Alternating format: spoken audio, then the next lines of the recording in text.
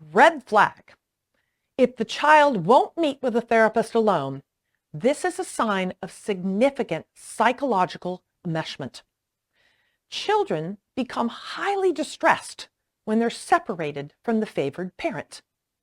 The enmeshed child actually begins to take on the attitudes, narratives, and even the exact language of the favored parent. They are so enmeshed.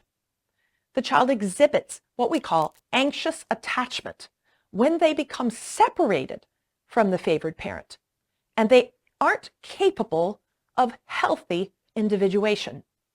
A child becomes dependent on the favored parent in many ways.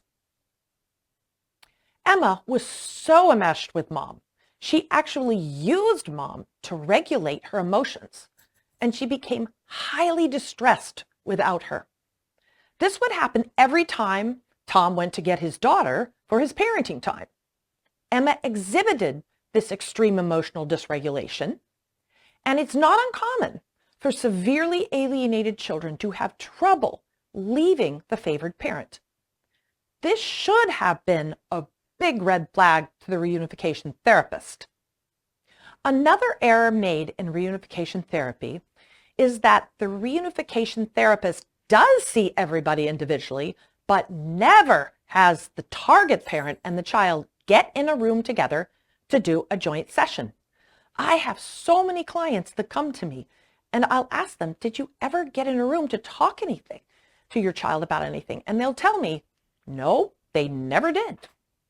A good reunification therapist will help a child to prepare for the first joint meeting by helping them with strategies for managing the anxiety around meeting the target parent.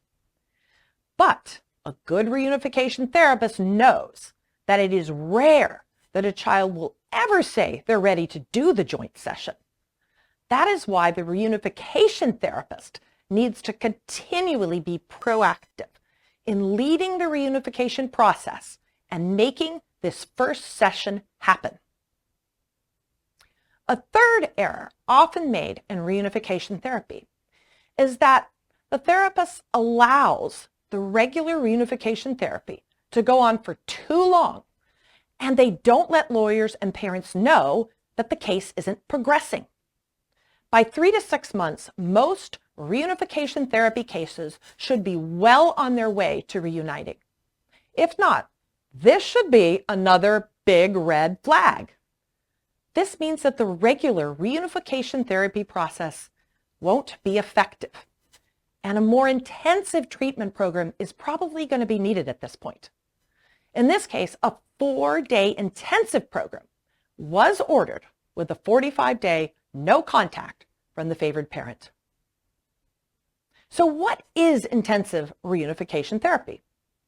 Well, intensive reunification therapy is where the target parent and the child are together for 4 days in continuous treatment with a specially trained reunification therapist.